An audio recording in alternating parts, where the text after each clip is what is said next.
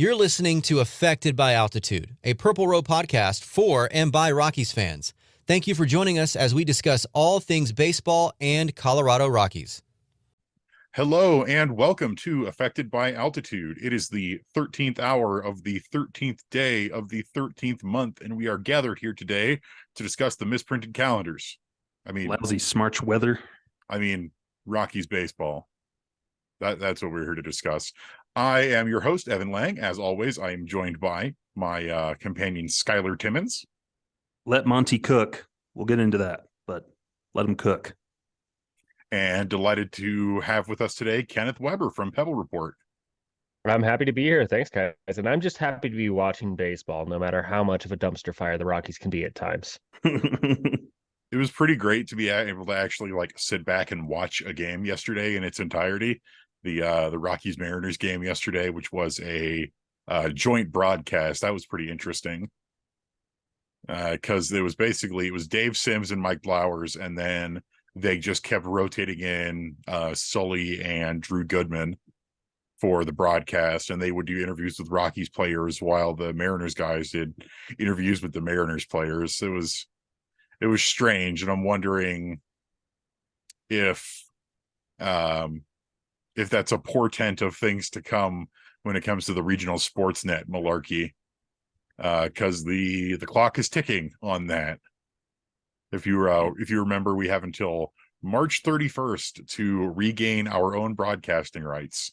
So we'll see how that goes. But that's not what we are here to talk about today. We are here to talk about something honestly even more frustrating, and that is the two serious injuries that the Rockies have sustained to start spring training.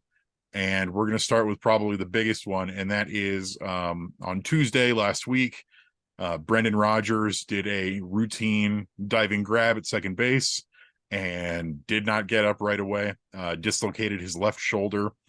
And it is now known that the damage is a lot more serious than first expected.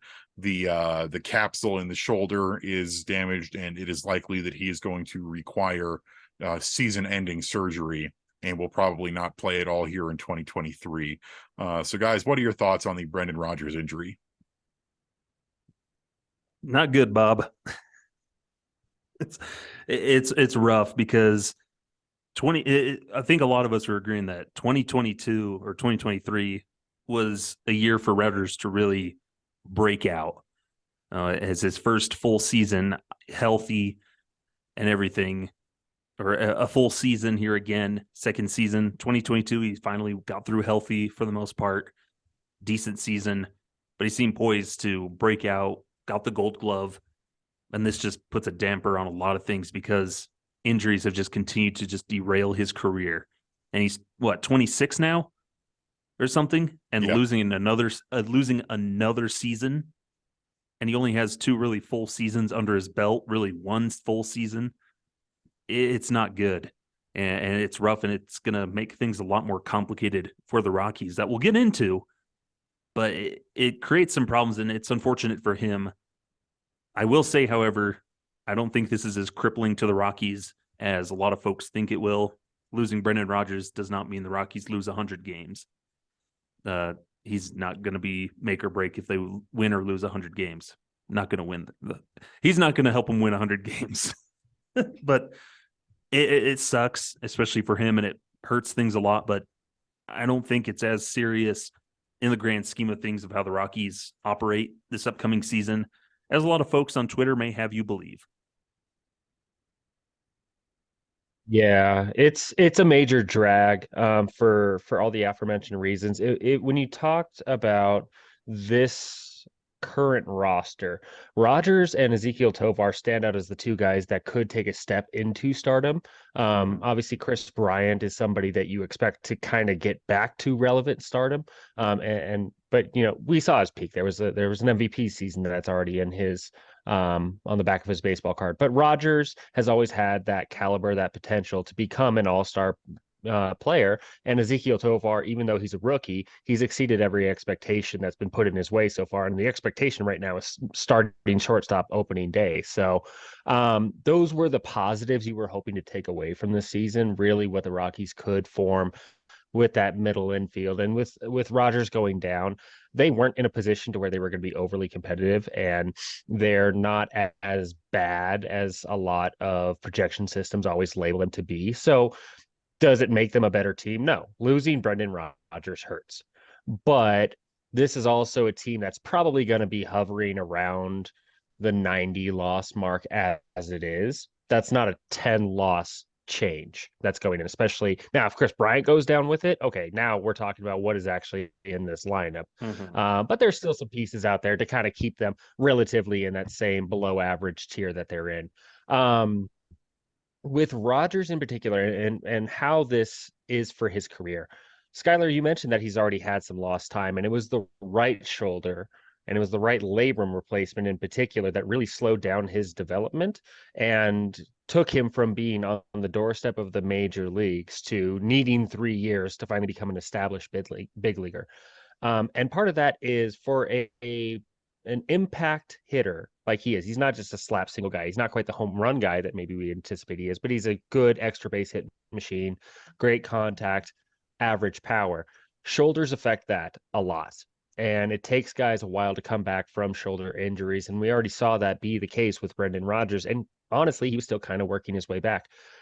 When you have a shoulder dislocation, more often than not, the labrum tears. And so now you could be looking at a situation where he has now rehabbed a torn labrum in his right shoulder back to whatever percentage of healthy he was able to get it to, and may now be having to go all over again with the left shoulder. And what does that do for Brendan Rodgers, the hitter? It's going to be interesting what he looks like when he comes out of this one, because we don't know the severity of the shoulder injury other than it's bad. And that's just bad news for somebody who's had a lot of bad news injury-wise in his career to this point. Yeah, and with Rodgers, what we saw last year was he had that brutal slump in April, and then after that emerged and was hit fairly well last season, minus the really bad ground ball percentage. But that was sort of a team-wide issue, and I think a lot of us were looking forward to seeing what he could do this year if he started putting the ball in the air, or at least more line drives, not necessarily fly balls. You're not necessarily looking for him to be a home run hitter, like you said, Kenneth. But the big thing for him was that infield defense, where won his first Gold Glove, was given the Fielding Bible Award for second base. He was one of, if not the best defensive second baseman in the league last year. And losing that is really tough for the Rockies. But like you said, it's not going to make us like a 10 plus worse win team. By BUR last year, Brendan Rodgers was the most valuable player on the team with, I think it was like 4.3, but that's still, middle of the road compared to what you get from some star players, and there is still room for improvement there. And I think that's what really is the shame about this, is that you're losing a year of improvement and of him being able to step up, because he really could blossom into being a superstar of some kind. And that's sort of we've been hoping for all these years now, where when he was the Rockies' number 1 overall prospect, and we just kept waiting and he kept getting hurt, or the Rockies did something silly, like instead of giving him playing time, signing Daniel Murphy to play first base, and then having Ryan McMahon play second instead of Rodgers. And it's been all over the place for him. And then last year, he finally gets what is his first full year of playing time, and moving into his second year of that. And now it's just sort of flushed. And how unfortunate now, looking back, hindsight 2020, of the rumored trade with the Miami Marlins to send like Brendan Rodgers over there to get a young starting pitcher. Hindsight's 2020, but you see the injury now, you're like, man, missed opportunity there. And no, now we're kind of stuck with Rodgers. I don't want to say stuck. It kind of sounds harsh, but the Rockies, they've made their bed with him. Now was going to be their second baseman. Now they're going to try to reel and figure out how do we readjust some things, which we've talked about the sport. It's pretty easy to fill this hole if they play their cards right. But losing Rodgers, man, that hurts. And then thinking about the trades that could have been and moving him, if he's valuable enough, move him at the deadline or in the off season. Now it's kind of his value diminishes greatly in any kind of potential trade, maybe. Yeah, and you know that the Rockies aren't really a big trading team, but it's definitely something that you would have wanted to look at.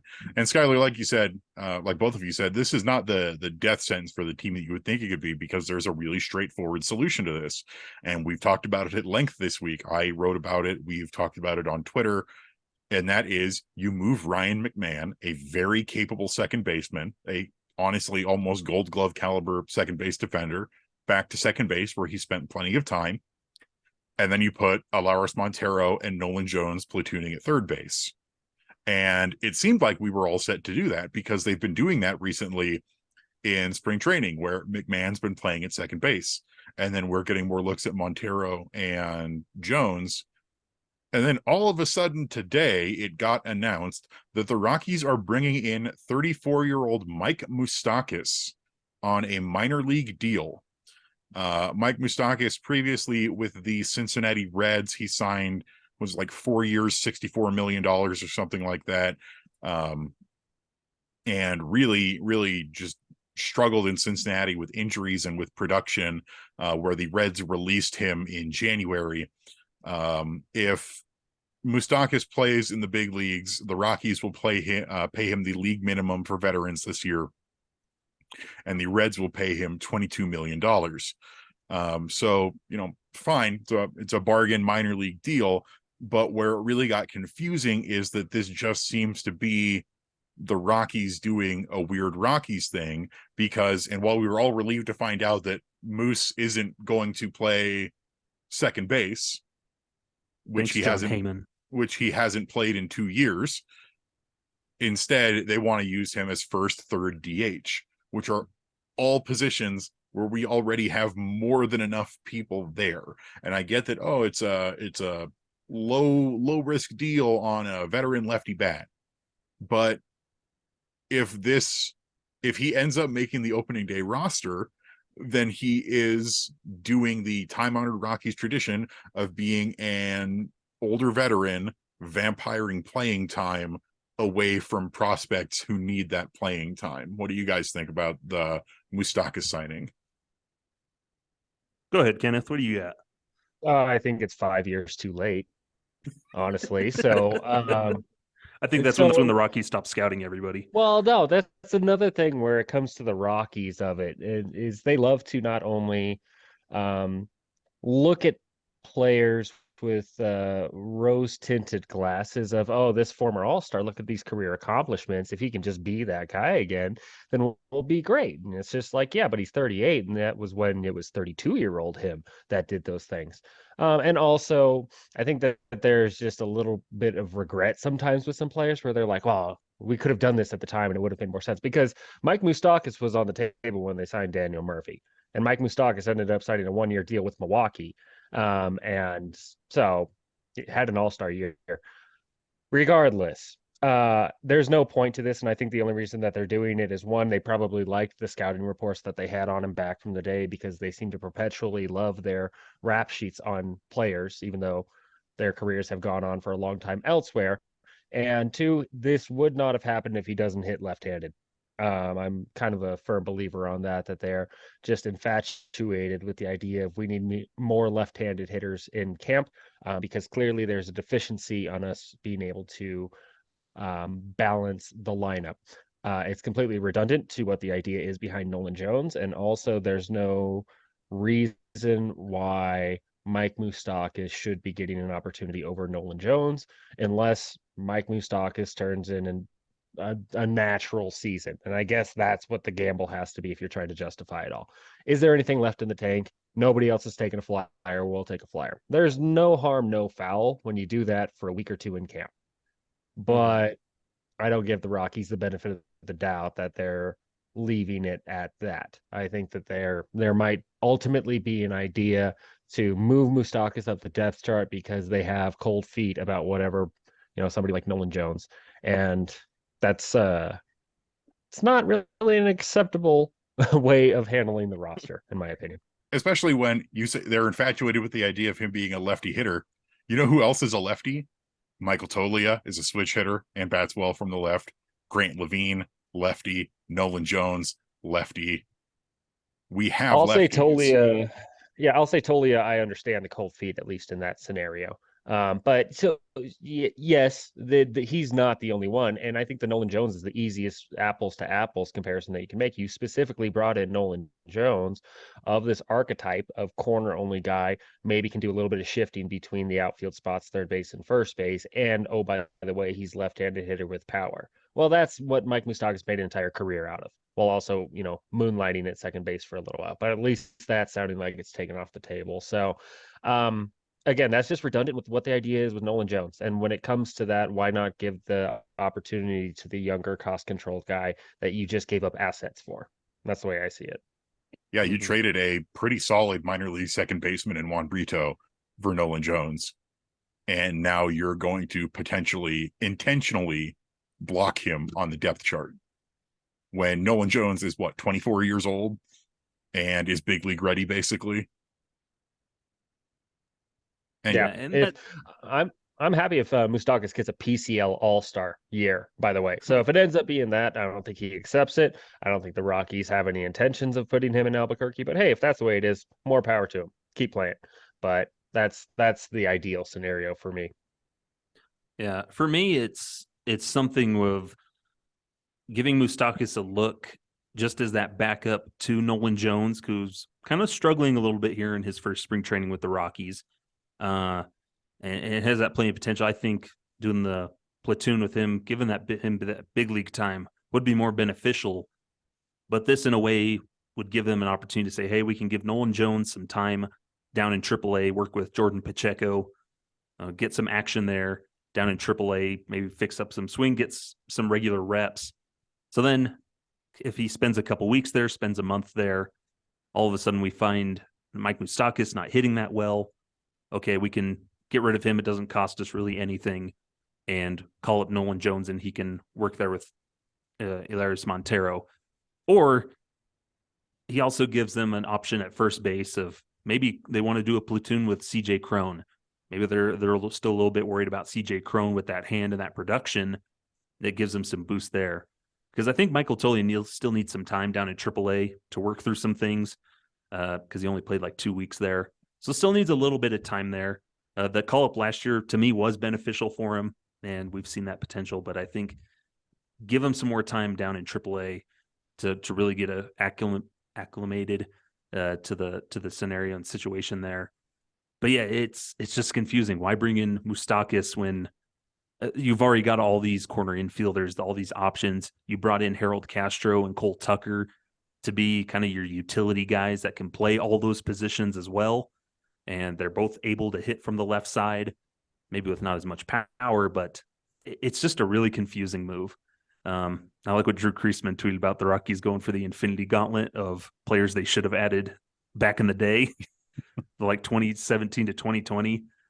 That's what I said. It's like, I would have loved signing Mike Moustakas, 2018. Yeah. But it's 2023. I think all their computers just died after the 2018-2019 season, and they just haven't updated anything.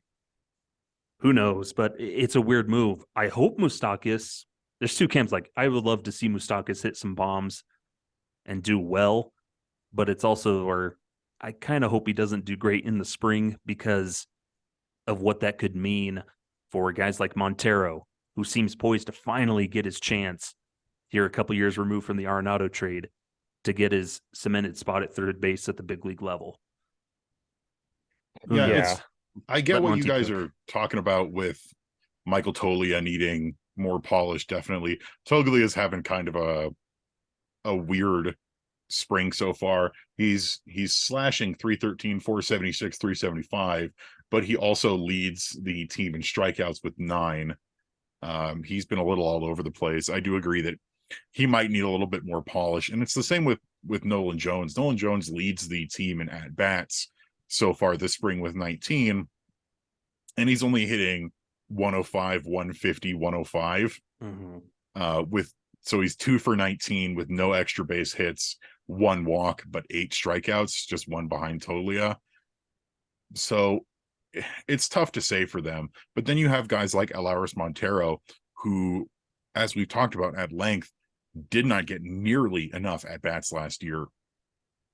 when he was being moved up and down from AAA Albuquerque to the big league and back.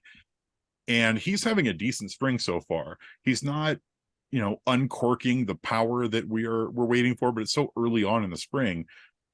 He's hitting 250. He's only struck out twice and he's walked 3 times. We have seen him work on lowering that strikeout percentage over his last few years in the minor leagues and when he was with the Estrellas in the Dominican Winter League.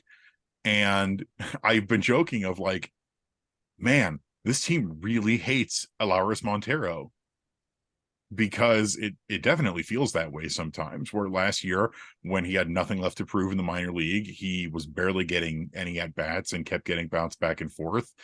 So he couldn't really find a big league rhythm. And now he has to compete with Mike Moustakas for that third base spot or the DH spot. Mm-hmm.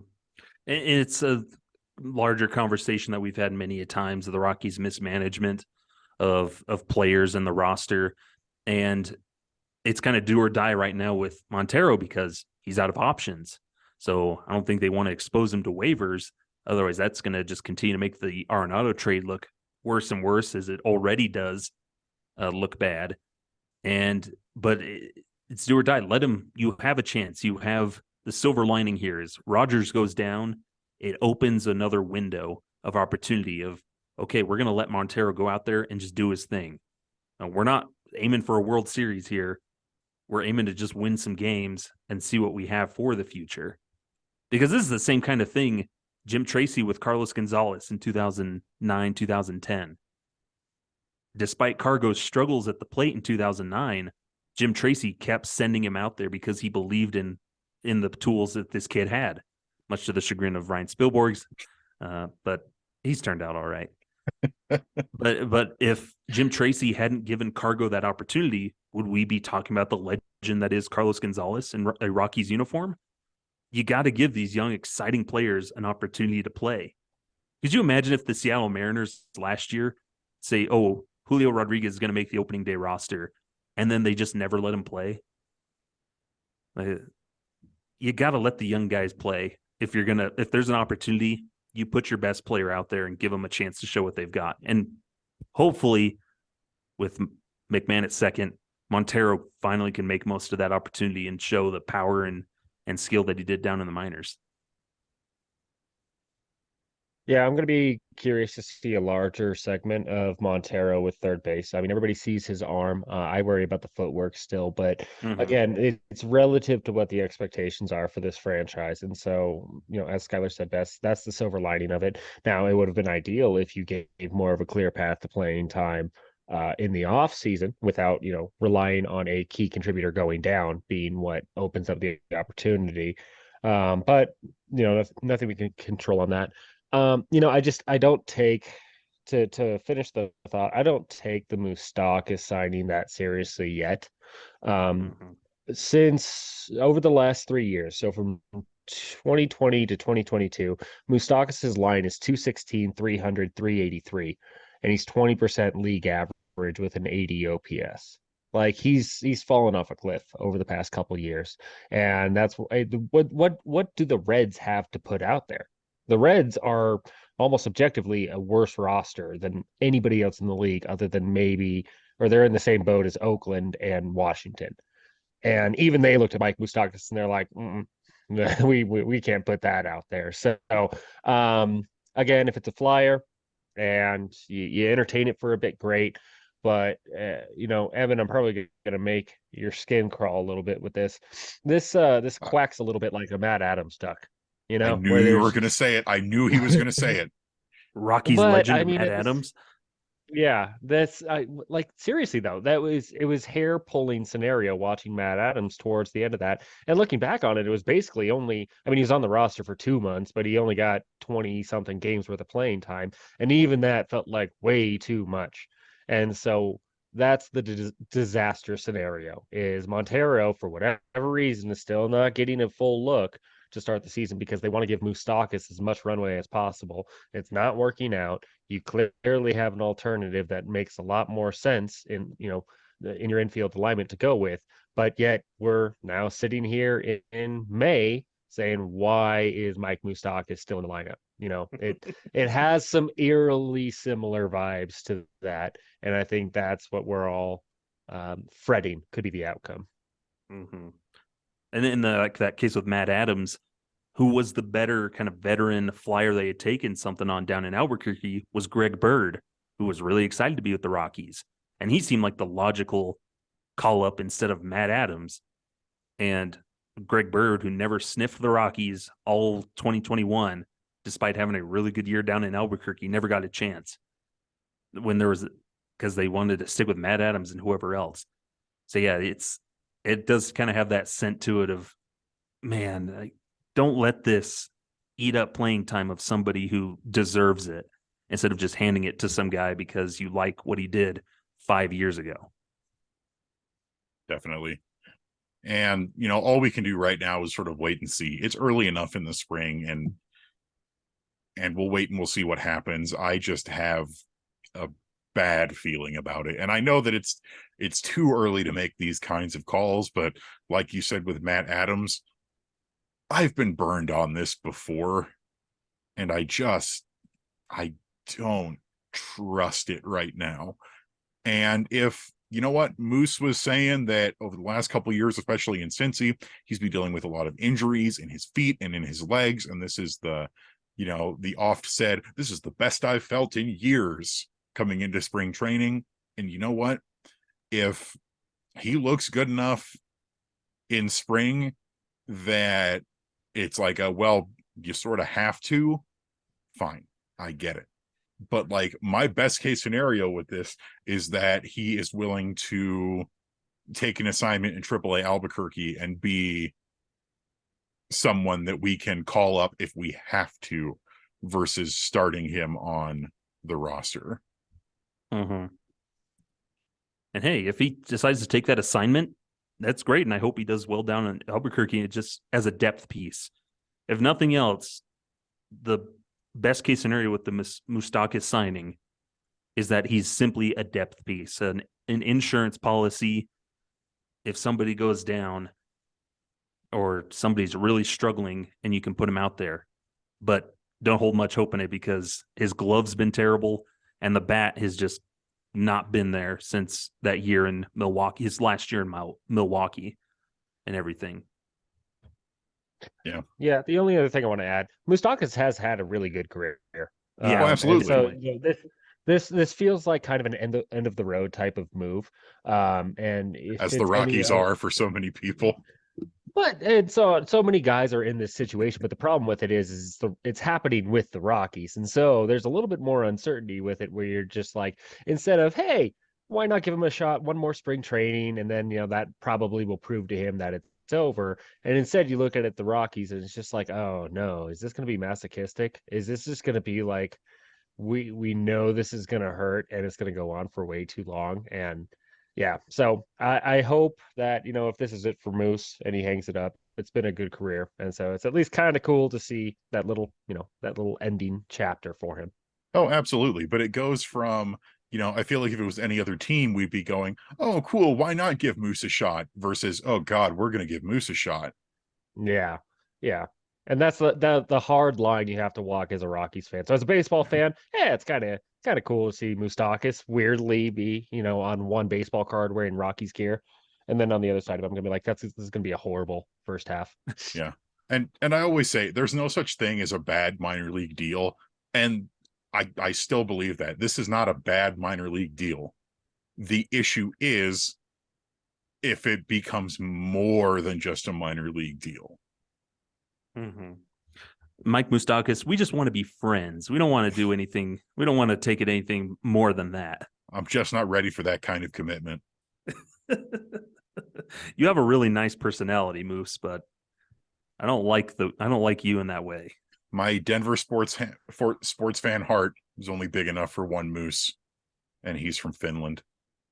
I'm actually currently seeing a deer. Sorry, Moose. What? So stupid. No. That was my one contribution on the whole thing. I got nothing. We're doing the whole breakup. It's not you, it's me advice. I went animal angle. He's not even the best moose in Colorado sports, by the way. Yeah, that's what I just said. Yeah, that belongs to me as part of the Alamosa Mean Moose. Is that a thing? Can it be Colorado Meese? What? Yeah, that's my high Meese instead school. of My Moose? my The high school Moosin. down here. My high school mascot is Yeah. the Mean Moose. It could be a spring Meese season for Colorado sports. Moosin, I'm just according to Brian Regan. I'm still Moosin. I'm still upset about the plural for moose not being Meese. I'm gonna die on that hill. You got a box and a Moosin. Well, It's we're true. going to take a really quick break here. And then when we get back from our little ad break, we have one more signing to talk about. And then we will dive headfirst into more spring training updates. So hang out for just a minute. We'll be right back. Hello, and welcome back to Affected by Altitude. I am joined by Skyler and Kenneth still. We're going to keep talking spring training, but first, the Rockies do have one more acquisition that we need to talk about, and that is that at time of recording yesterday, the Rockies signed left-handed reliever Brad Hand to a one-year major league contract with a guaranteed $2 million mark on it. Comes with a base salary of $1.5 million with a $500,000 buyout for 2024 if the Rockies do not utilize a $7 million club option, and he will gain an additional $1 million if he is still on the roster for opening day. Brad Hand is the lefty that has been chosen to replace Lucas Gilbreath in the bullpen. Gilly was shut down prematurely last season with flexor strain in his pitching elbow, rehabbed that elbow and got platelet-rich plasma injections throughout the offseason. Just didn't take, and now it's looking like Tommy John is in his future here, which is really unfortunate because Gilly was probably one of our more valuable pitchers overall last year, and his rookie season was very good as well. So it's a real shame to lose him for potentially the entire season and longer because of Tommy John. But the Rockies, needing a lefty, decided to go to the free agent market, and they brought in Brad Hand. Fellas, what do you think?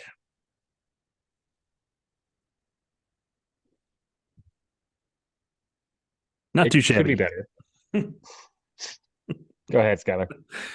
I think the big reason is I'm fine with it. I think it's a decent move if he can continue the success he had in Philadelphia last year. Good year last year in Philadelphia, but there was a nice article in MLB Trade Rumors that I saw was asking the question of, was Brad Hand good or just lucky last year? Because FPI has him at near a 4, and his ERA was about like 2.80 or something. So there's definitely a big mixed bag there with Brad Hand. Doesn't have as good a stuff as he used to. He's going to get the swing and misses he used to, the whiffs. Tries to rely on more contact and stuff, something the Rockies love.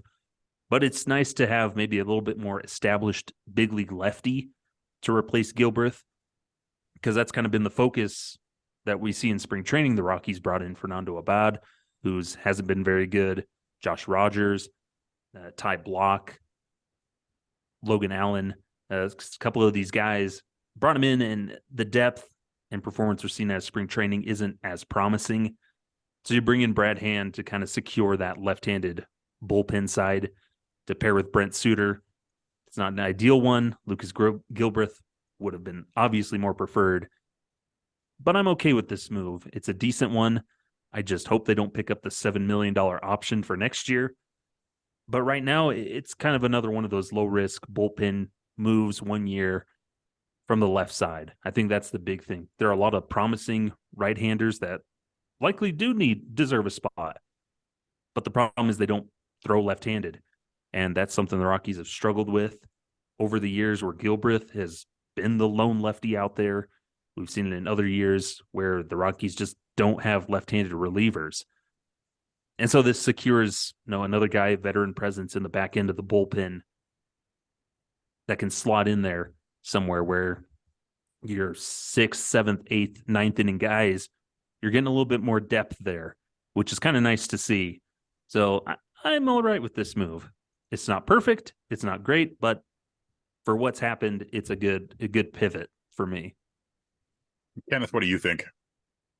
I mean, at this point in this is the Rockies waiting until the bargain bin, the crowd around it dies down a little bit.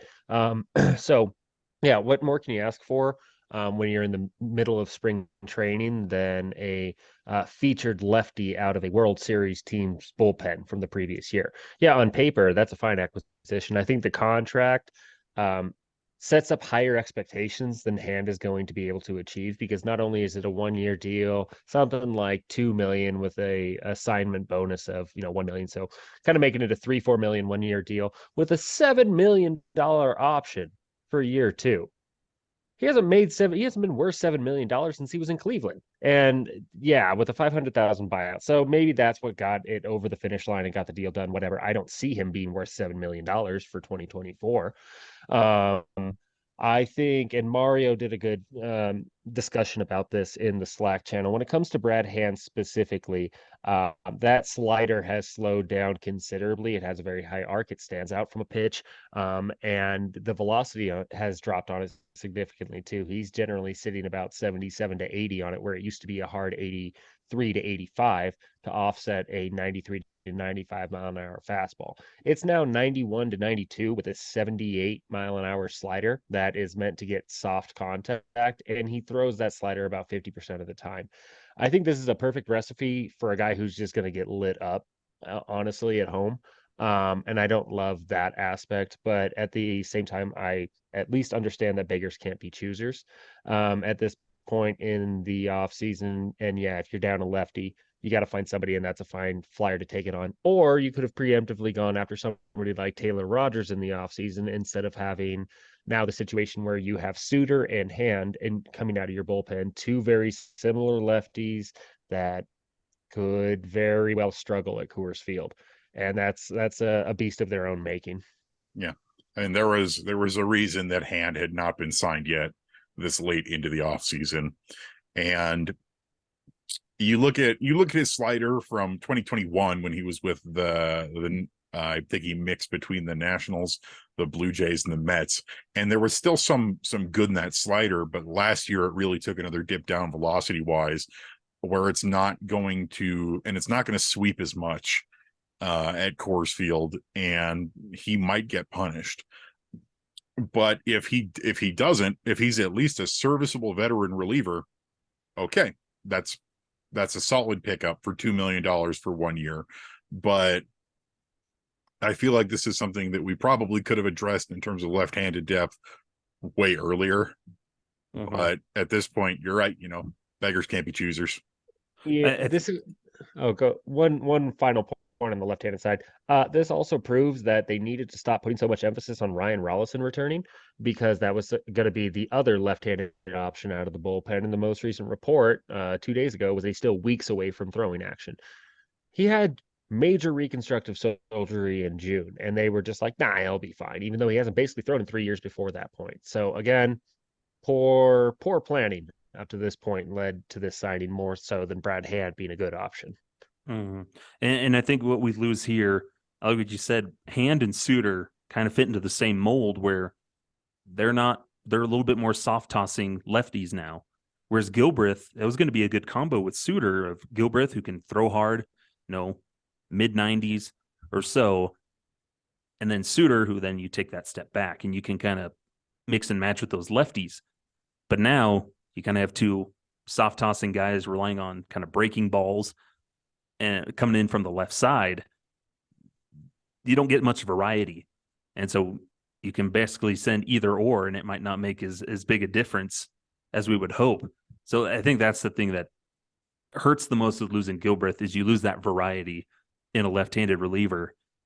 Instead now where you got guys that throwing maybe upper 80s if we're lucky, but those sliders that they're going to have to rely on.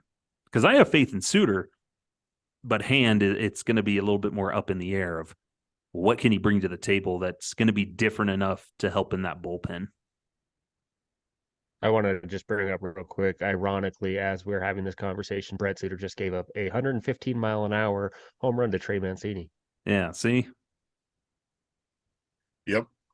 If you didn't bring that up, I was going to.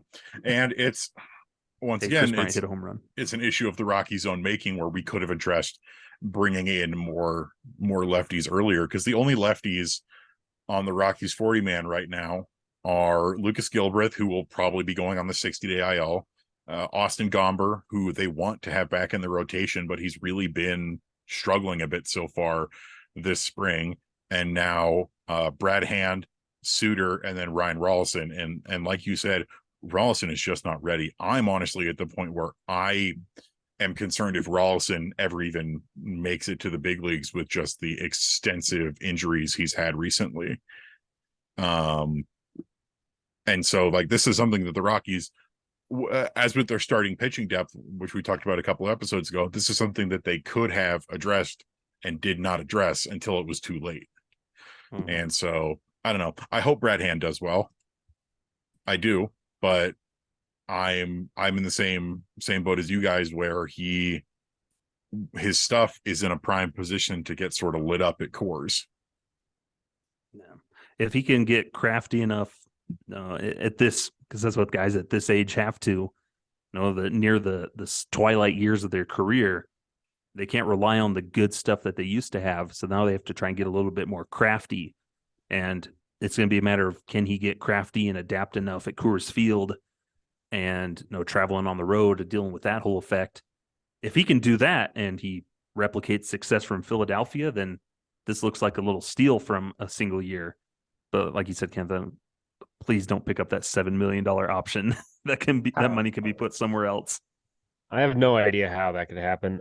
Just one little trivia piece here on MLB.com. Do you have any idea what the nickname is listed for Brad Hand? I saw somebody was like Raptor. No, that's Suter. I think Suter's Raptor. The Handyman. I have no idea. Although the Hand of Manos. They're probably better than what's listed, which is Protein Shake. I don't believe that for a minute. Look it up, man. MLB. Yo, bro, we got the protein. I mean, I believe that it's on MLB.com. I don't believe that anyone's actually called him that. Well, allegedly, the league does. They call in to the clubhouse and they say, "Yeah, is protein there? We need to talk to him real quick." I just like the idea of Brad Hand going to his teammates in the bullpen, like, "Hey guys, call me Protein. I'm Protein now." And they're just like, "No, Brad, shut up." I'm gonna see if Baseball Reference if they have anything here. I'm not going to call you that, Bradley. Yeah, this is gonna be a complete opposite way. You've lost Brad now. All right, you're Bradley. I used to always with Daniel Bard Brotato or Protein Shake. When I'm happy with Daniel Bard, I call him Bardo, the Bard. When I'm unhappy with Daniel Bard, I call him Daniel. Daniel, why? Daniel, why did you walk that batter? Brotato. The Brotato bridge to Bard. Oh no. Brosidon, king of the Broshan. Oh boy. Well, let's move on. Let's move on. His favorite movie is Prometheus. Nobody's favorite movie is Prometheus. But we're going to move on from the acquisition of Brad Hand and dive into a little bit of spring training stuff here. So we're a little over our first full week into spring training. There's a couple different things that we're looking at. I think the first thing we're going to take a look at is we have sort of a battle for the utility man spot between Cole Tucker and Harold Castro. And that's been interesting to watch so far. Cole Tucker has been getting a lot of starts in center field versus Harold Castro has been a little bit more all over the place, though he is, I think, in center field for today's game against the Cubs. What I'm really curious to see is who sort of ends up on top like that, because you have two pretty different players where Castro is definitely the better hitter on paper. And Tucker is younger and the better defender, but they've both had pretty interesting springs so far. They both played a pretty decent amount. Cole Tucker has 16 at bats so far, and he's hitting 375, 444, 750. He has he has one home run here so far this spring, and Harold Castro has no home runs, but has been hitting better. Castro is hitting 545, 818 in 11 at bats, and has a double and a triple. I feel like I think it's tricky. I think either one of them could end up on the opening day roster. You also have Alan Trejo sort of in the mix, though Alan Trejo does not have the outfield versatility that Tucker and Castro do. And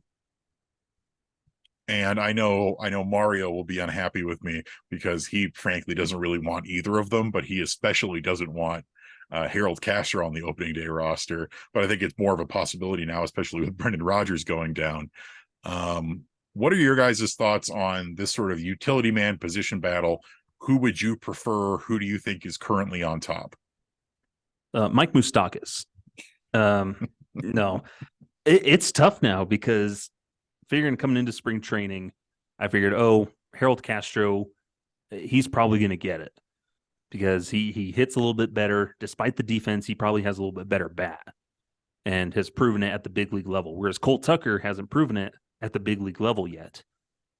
But now these are the kind of battles you hope for in spring, where these two guys are kind of going head to head, and we've seen them all play the same positions. They've spent time at second base, center field, left field. We're seeing them bounce around who can play better defensively and bring the bat. And so it's going to be a tough one. I could even see a scenario where both of them make the roster somehow. It would be weird, but I don't know how they'd work that out. But maybe it is, and maybe Alan Trejo all of a sudden finds himself on the trading block. Say the Dodgers call up and, hey, we'll take Alan Trejo. We need a shortstop who maybe has a little bit more pop. Maybe there's a trade there, or all this other stuff. There's a lot of scenarios, and so it's kind of tough to tell right now. But personally, I'm fine with either one, which is a good thing to have, but it's tough. I'm undecided at the moment. Do I want Vanessa Hudgens having to watch Rockies games, or do I want Harold Castro hitting singles and maybe bobbling a play or two? I mean, Vanessa Hudgens has been this road before. He used to play for the Pirates, Yeah, and she's been there at spring training, so we know she's there. I'm not excited about either.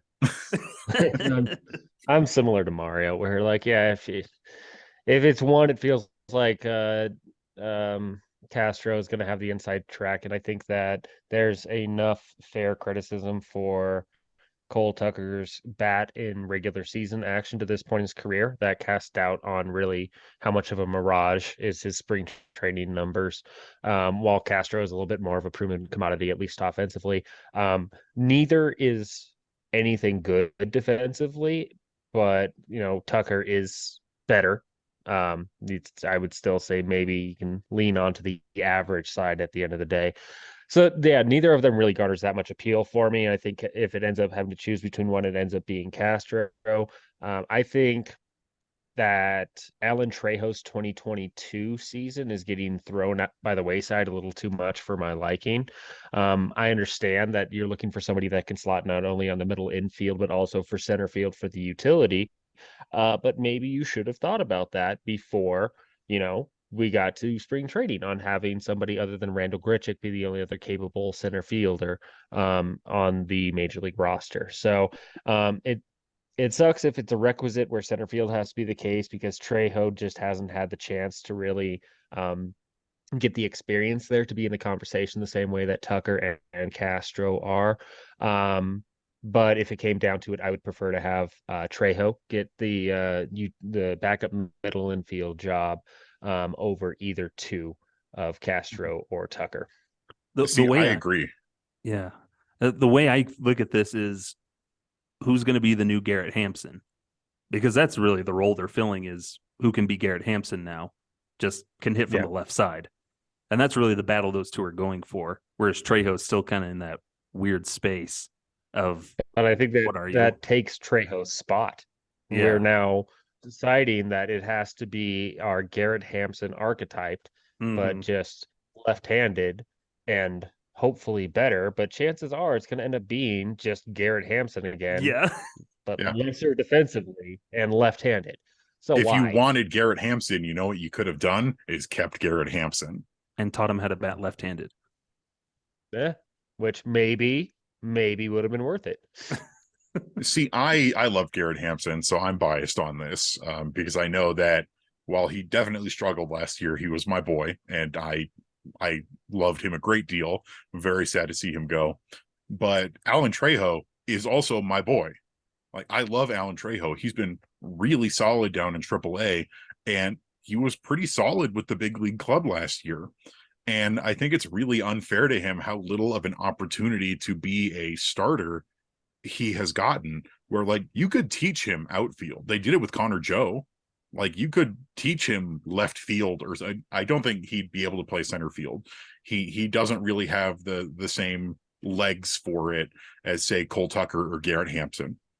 But he can play second, short, and third. We've seen him play third. He plays it okay. You could probably put him in left or right. He's got an okay arm, and his bat is pretty good and has some pop to it. We saw him hit a really nice home run yesterday.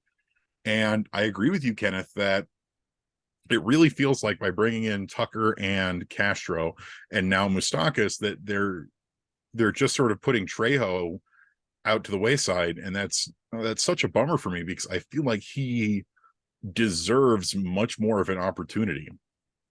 And, you know, if I had to pick between the two in terms of long-term viability for Castro and Tucker, I'd probably pick Tucker just because he's 26 and has that first round pedigree. But honestly, the utility player should be Alan Trejo. I feel like he's earned that at this point. And it's tough to think where you're going to make the room if either Tucker or Castro make the team, because you're going to have to trade or DFA somebody. Mm-hmm.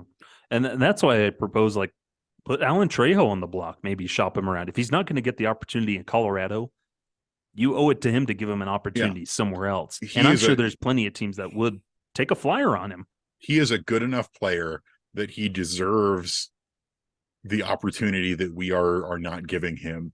And I will say, first of all, you mentioned Los Angeles. No, absolutely not. How dare you? Hey, but they need it, and they got good prospects. No, absolutely not. How dare you?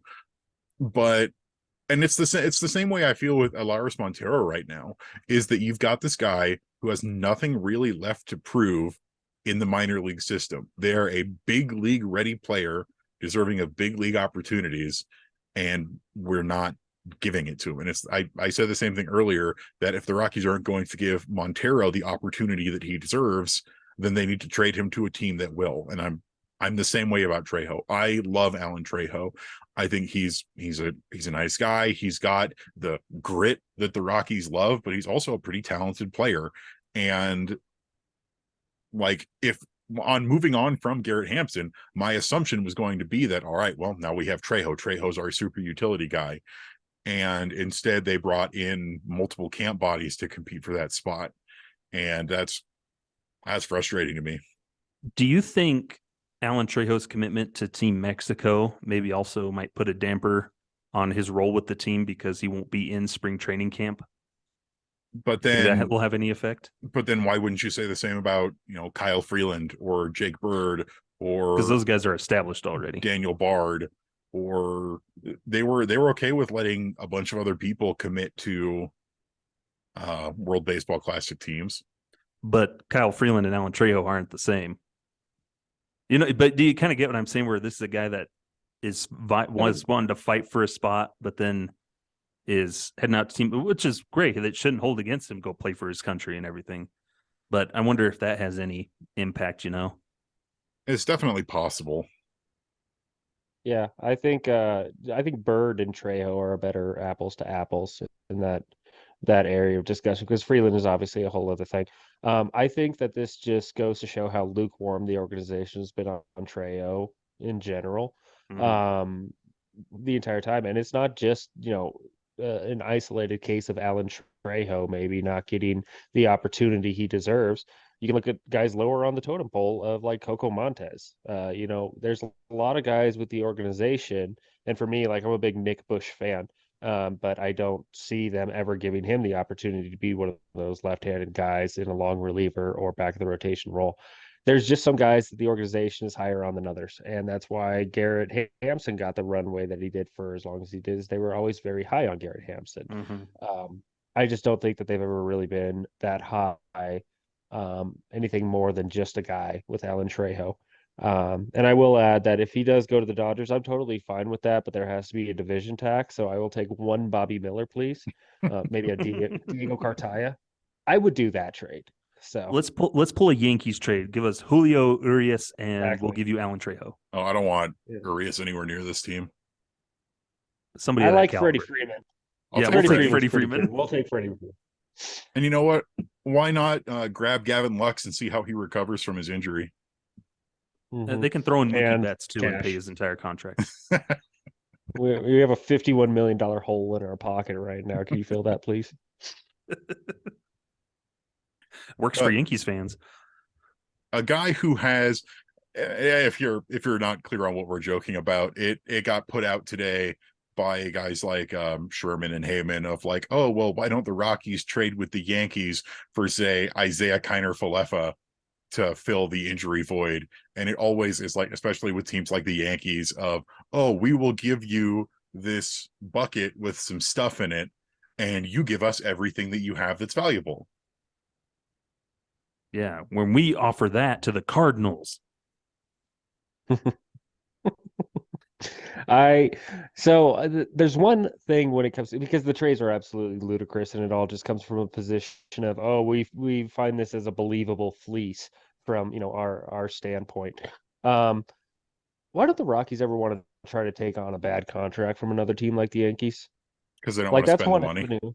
I understand that, but so it's a bummer to look at something like this for an organization that's constantly complaining that they don't quite have the depth needed for the big league roster. But our farm system is so yay. If you look at an Aaron Hicks, and that's the flyer guy that you take, but you make it worth your while to take on that contract, then you can bolster your system that much faster. And yeah, fine. Then you take on a Kiner-Falefa, but it also comes with 2 more prospects attached to it. That's just an area that they've never explored that has always irked me a little bit. Kenneth, are you just trying to justify your Aaron Hicks trade in the SB Nation offseason sim? Yeah. But no, that's the thought process behind it. Honestly. So Esteban Florial is probably going to be a good outfielder that can handle some center field.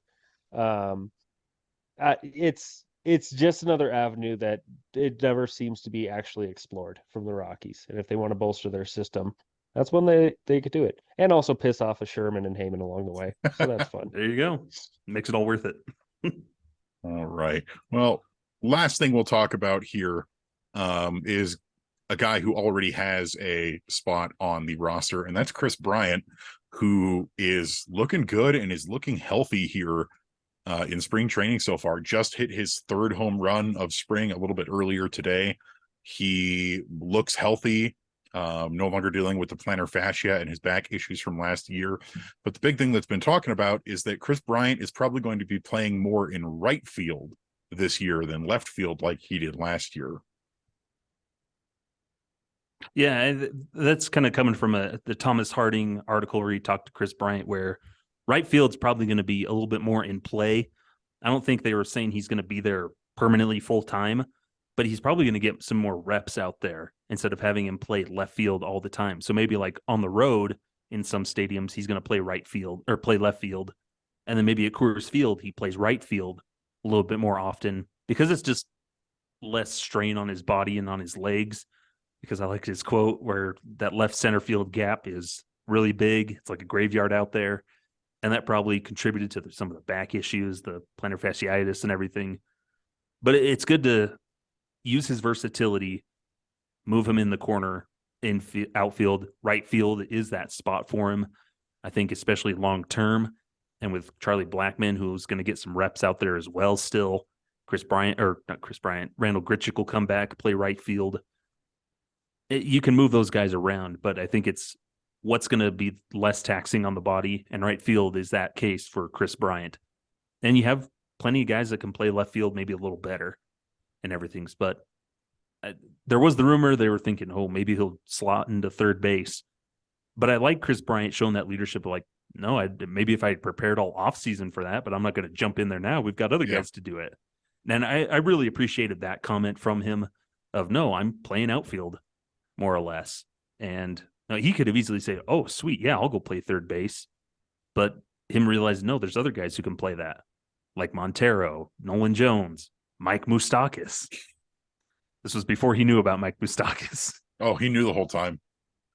It was him who signed him. He's Shadow paying the GM, contract. Kris Bryant.